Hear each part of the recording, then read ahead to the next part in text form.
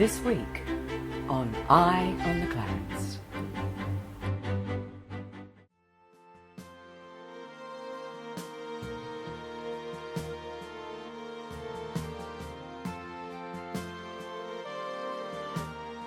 My name's Ian Gaillard. I live in the Keerong Valley.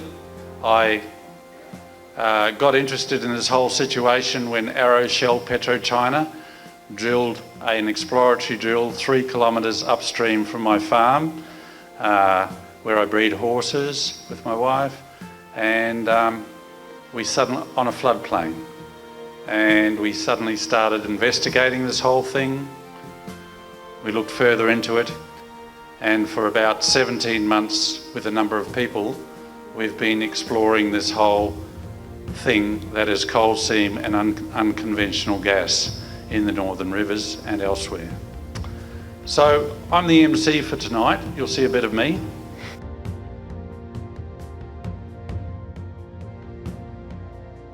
And this is, it's a book called Eradicating Ecocide.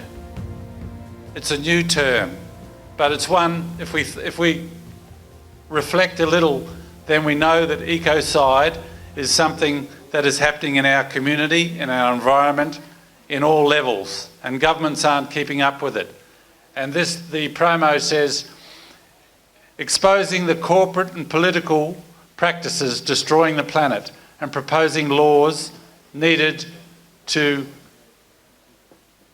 eradicate ecocide. And we have a message from the author of this book in London for us. We're standing with you, as many others are around the world, on this great journey to end ecocides like the fracking taking place in Australia. We are one team, one people, standing for what's right for us and Earth. Together we have the courage, the vision and the spirit to make this a thing of the past and create a future. Love and hope from Polly Higgins and Eradicating Ecocide team in London.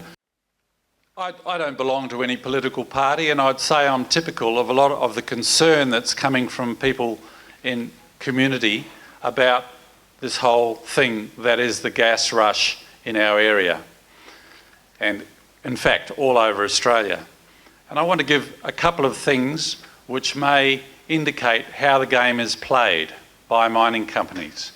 The first one is a couple of flash Brisbane entrepreneurs, a lawyer and a geologist, got together. Their names were Stephen Bizzell and Nick Davies.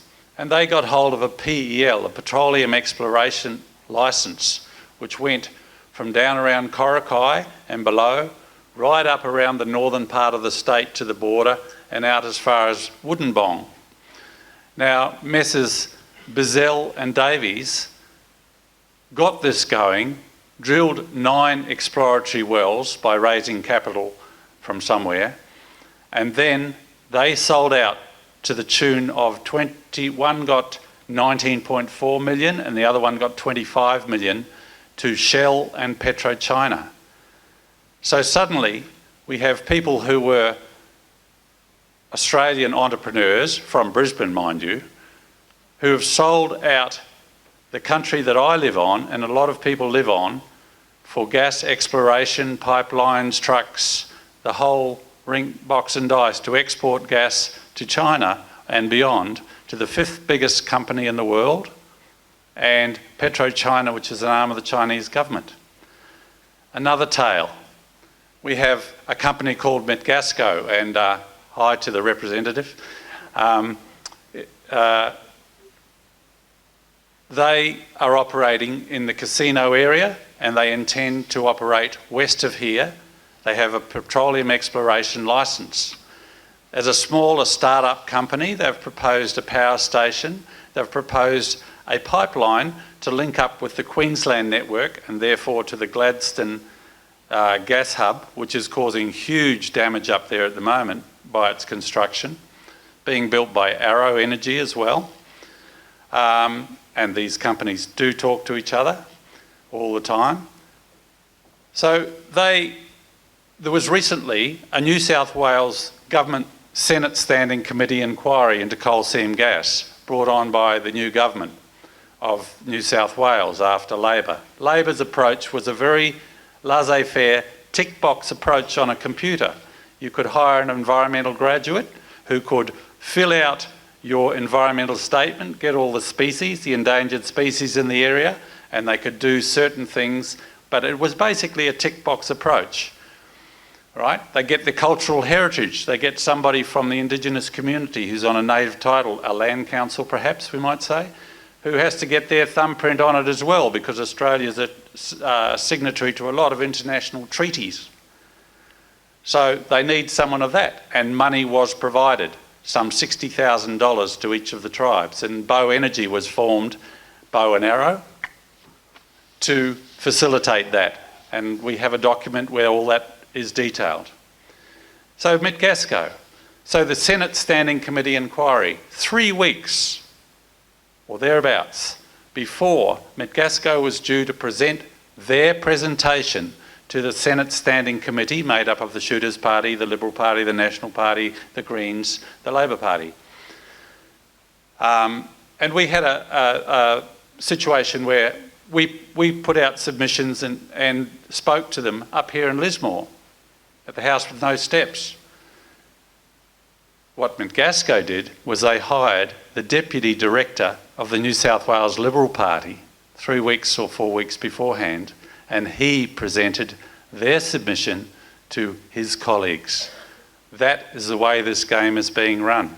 So there's a lot of angles on it, and government of all shades, doesn't matter which one, needs to be held to account on this, and it's only us, the community, as has been said very clearly, that will do that.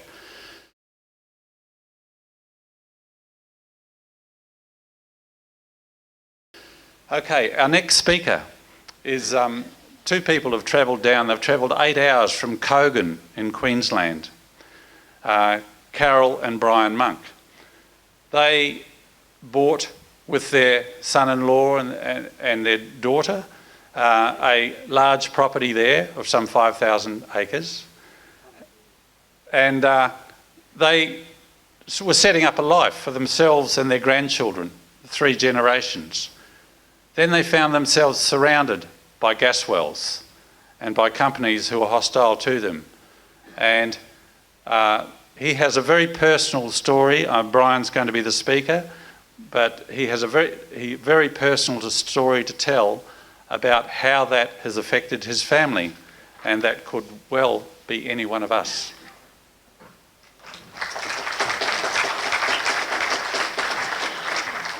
It could well be any one of us. It will be every one of you in one form or another. Now, there'll be a group of people who make some lovely money out of coal seam gas. You know, there's a group of people that make a fortune. They really do. We'd make extremely good money if we signed up for gas wells on our property. We would actually certainly be able to retire down the coast and live happily ever after, probably, well, at least for the 15 years while the wells were producing. But I got a bit of a problem. I think we're going to have to drink water, and I don't particularly like the frack chemicals in my water. I don't want the salt that's brought up. And people are very generous, you know, like they talk about 300 gigalitres. I mean, the National Water Commission's already saying that it's more likely to be 1,000 gigalitres. That's a year, that's not just one off. So rivers that went dry never go dry in our area now. They will run forevermore. The Chinchilla Weir will never again get down to water restrictions. It will always run. QGC has very kindly volunteered 20 megalitres of water a day of their treated water that the National Toxic, whoever they are, network, say can't be treated by reverse osmosis, but the Chinchilla people are going to be happy to drink that. You guys are going to be happy to drink it if you let this go ahead, I can assure you, because water is their enemy. It will always be their enemy. It will never change. But anyway, when I was thinking about coming down here to have a talk to you, I thought maybe I should show you your future, because I've developed this special skill now of predicting people's future. Because there's my future, This is my future over here. And right up here, right up the top with that little square insert is Curtis Island, which is absolutely decimated. We went up to, oh, it's okay. Too much trouble. I'll walk over there when I want to say. The Curtis Island is decimated. Anyone that's been up there, Curtis Island is decimated. This rubbish about the dredging not causing turbulence, or turbidity rather, it's just mind-boggling that anyone can be stupid enough to say it. Like, we went up there and here's a muddy bay, a muddy harbour. But anyway, this won't be Curtis Island in your case. This is going to be called Yamba or Ballina. And this is how coal seam gas is done. It's not done anywhere different, anywhere in the world. This is how coal seam gas is done. So if I walk over onto, when I find, hang on.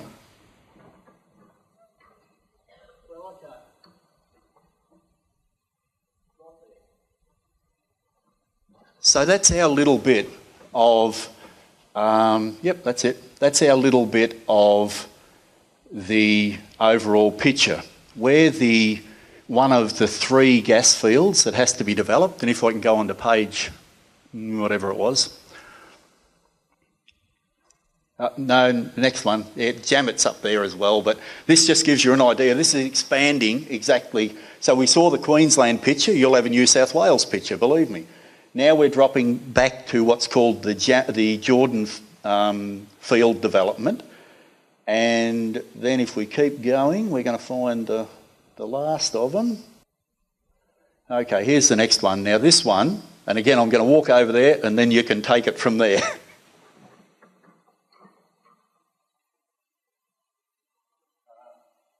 Down to about here, across, up, and pick up some of that. So that's it. That's basically our property. If you count out 25 wells, that covers about 2,900 acres of our 5,000 acres. And we were the first people that were approached by the land burglar. You're going to have to get used to that term. I don't know if Matt Gasco or any of the people are here. But the reality is these people come in to burgle your land. They come and they tell you, we want to drill an exploration well on your property to see if you've got any gas under there. Well, we were not all that happy with the concept of having anyone on our property full stop. So we had a lot of questions. And as soon as we mentioned any questions, they said, off you go to land court then. And my son being hot-headed, this is David and Kathy's half of the property, told them that they may well want to take him to land court, but that he would fight them tooth and nail. Now, we've never been to land court. This would have been probably 4 years ago.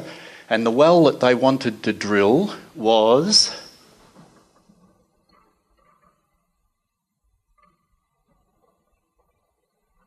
Okay, so they wanted to drill that well as an exploration well, but of course they had this plan. So they've got a plan. They didn't intend to drill one exploration well, which was the lie that they told us.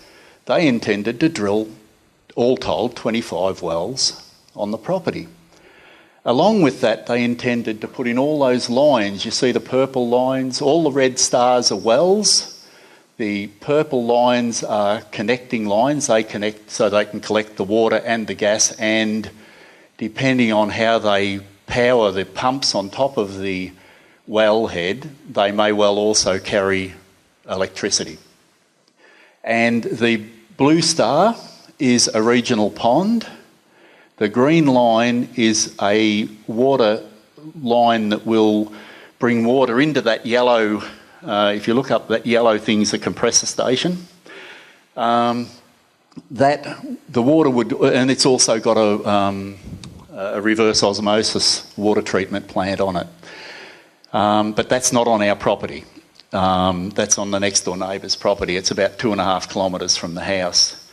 To live within 7 kilometres of a compressor station is going to have major health effects on you. To live within 5 kilometres or less, it's probably going to kill you.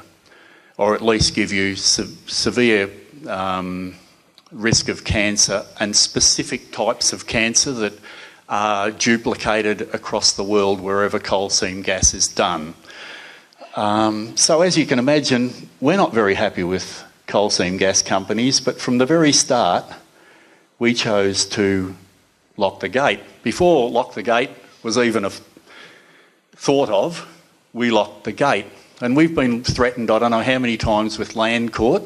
We've been threatened with going to the Coordinator General, who can involuntarily resume your land, and that's what they would have done for that green line and the blue star. That was given a project of significant status by the Coordinator General, who said basically anyone that stood between QGC and that, QGC mind you is British Gas, anyone that stood between QGC and that regional pond would in fact be resumed, that land would be resumed. Ironically, it's never happened. I wonder why. Maybe because it's unconstitutional to fleece Australians for multinational companies, for foreign entities. But anyway, we've never been to Land Court, we've never been to the Coordinator General, and we don't believe we will, because locking the gate does work.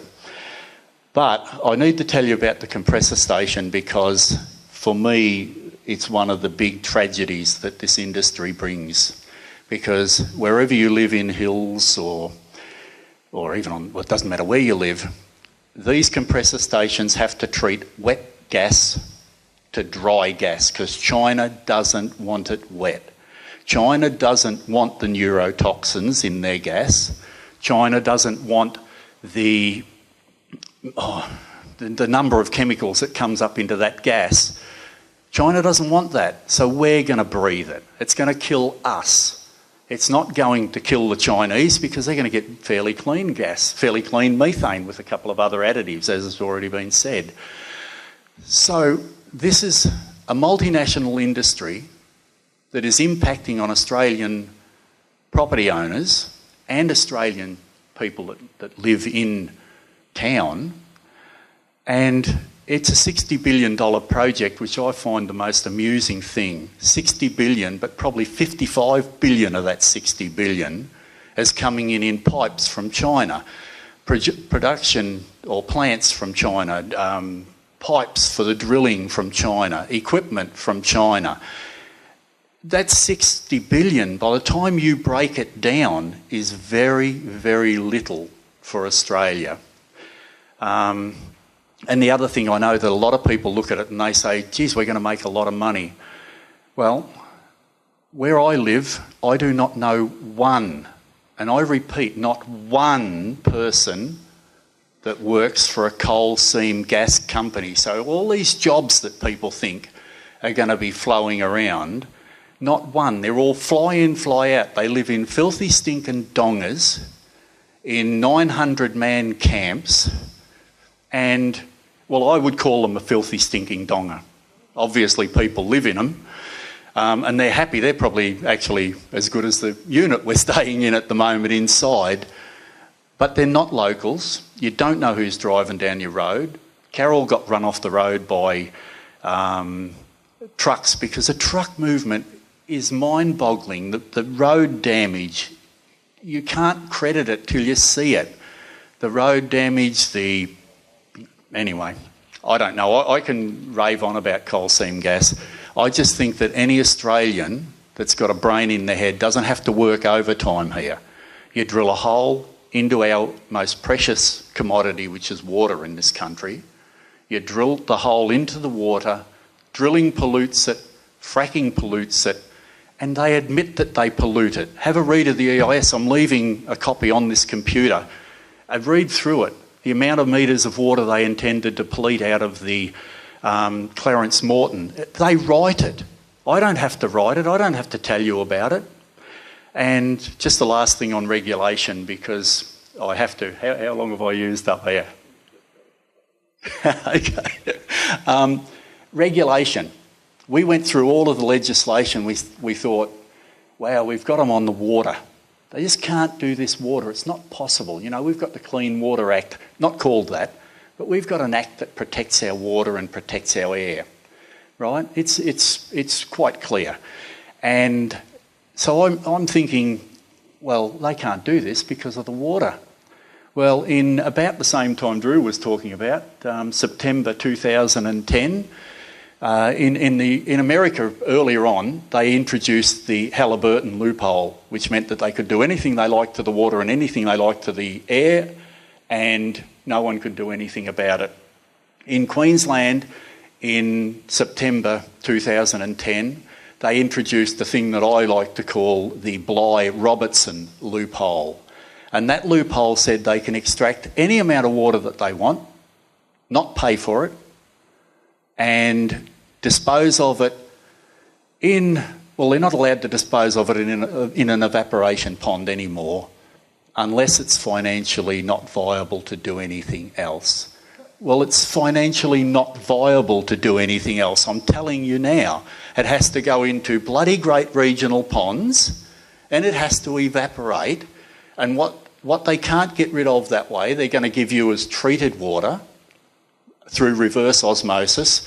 Now, anyone that's had anything to do with reverse osmosis, that captures some extremely salty water and lets some less salty water out into for use, especially when you're talking about 68,000 parts per million or whatever it is.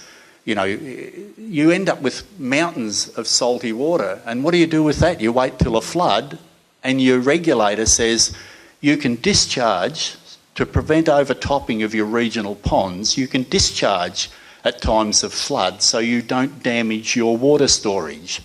So they get a get out of jail free card courtesy of legislation. Now, your legislation's no doubt tighter right now, but it won't be. Sorry, I'm going. Thank you.